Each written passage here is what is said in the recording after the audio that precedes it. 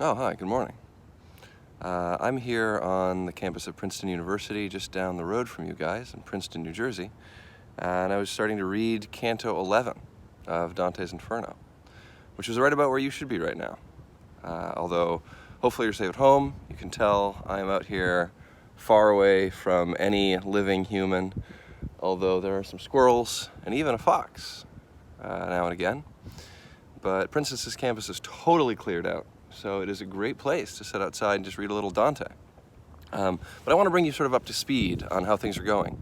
I think a lot of us are getting used to the digital platforms that we're using, and I actually saw a huge spike in people using Perusal yesterday at the due date. And I have to encourage you guys to either be reading ahead of time or be in touch with me about whether that's going to work for you or not. And a couple of you have actually asked if you could do something other than Perusal and then send me your notes. And I just want to be super clear, I actually love that idea. I think if you want to read in the physical book and take notes along with your reading, just a couple annotations, let's say like 1 or 2 really smart ideas per canto, you should do that. And I will give you full credit for the reading. If that doesn't work for you, if you don't have the physical book, or you for some reason really like reading along with Perusal and commenting that way, I think that'll work too.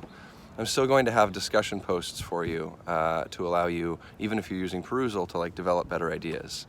But the things that you should have done, just to run the logistics, you should have read through Canto X. You should have done the quiz that was due Friday. And you should have made sure that not only did you read, you either did so in Perusal so I could see it, or you were in touch with me about how far you've gotten and what your progress is like. If you have not done that, email me, or use Remind to contact me, or talk to me on Google Classroom.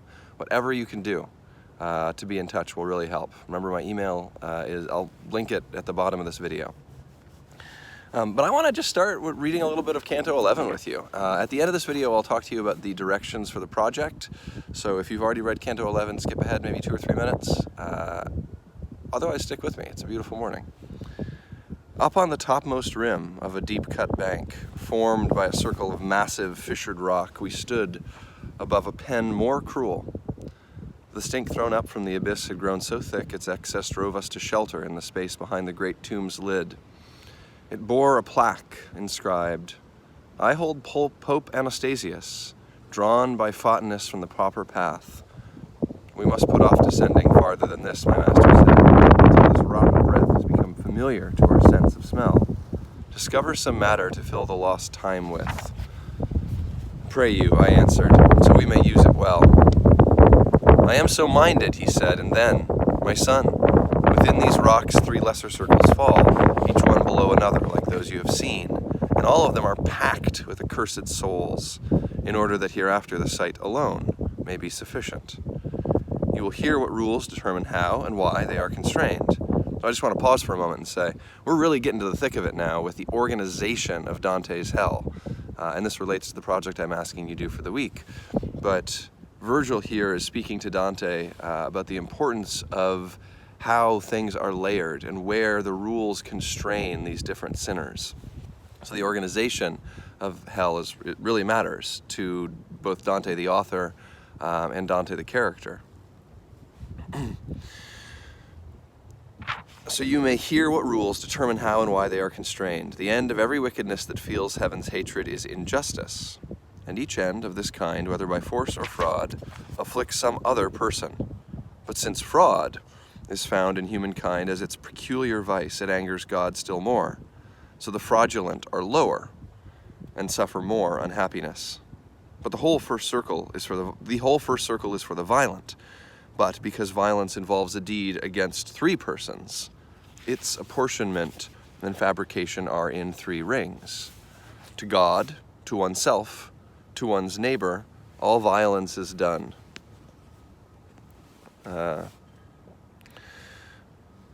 To them or to their things instead, as I'll explain. By violence, death and wounds of gravest kinds are inflicted on one's neighbor and on his property.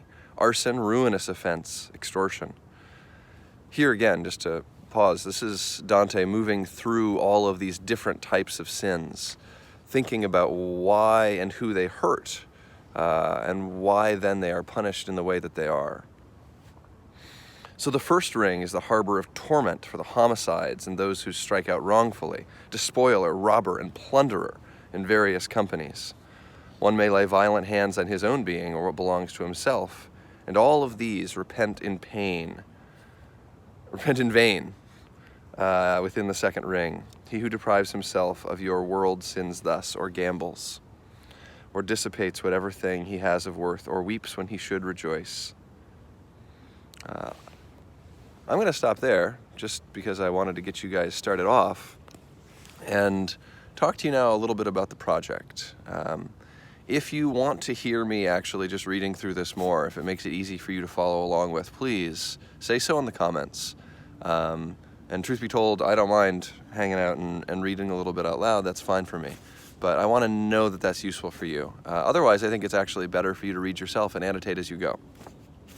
But let me pause just for a moment with the reading now that I've gotten you started and think with you about the project. I sent this out on Google Classroom as an assignment yesterday morning, and it is due, actually, I'll make it due on Sunday.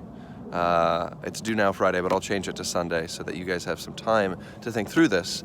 The project asks you simply to give a description of sin in each circle of Dante's hell, ending with the last one in the 9th. And to do that, you're going to need to read quite a bit of this. I'm actually going to ask you to read through Canto X this week. At least skim through Canto X by Sunday. But I'll also let you use the resources on digitaldante.columbia.edu. So I'd like you to be reading as much as you can, also so that we can get through this text and do something else. But if you need to use digitaldante.columbia.edu, which I'll link below in order to complete this project, you definitely can. If you've had a hard time getting a hold of the project, please let me know on Google Classroom or email me. But the idea of it is to help you walk through each of the circles of Dante's hell and begin imagining what the punishments for sinners are like. In the second stage of the project, I'm going to actually ask you to put your own modern day celebrities in different circles of hell. So I'm excited about that, to see what your ideas are. But for now, we need to focus on making sure you know what the different circles actually are in Dante's historical hell. So for this project, you should be using just the book, your notes on the book, and digitaldante.columbia.edu in order to help you figure out which sins are putting people in the different circles of hell. Of course, be in touch with me if you have questions. And as a final note for today, I want you to take 2 or 3 minutes and actually read a little bit of Dante out loud to somebody at your house and see what they think of it. Just get me their response and post that in the comments below. Remember to like and subscribe. None of you are doing this. I feel like every YouTuber does that, so I'm supposed to tell you this. But like, seriously, please comment, subscribe, say something. Make sure that this is a conversation between us. Because it's a bummer to be out here without anybody else to talk to Dante, or talk about Dante with. Hope you guys are well. Hang in there, be healthy, and keep reading.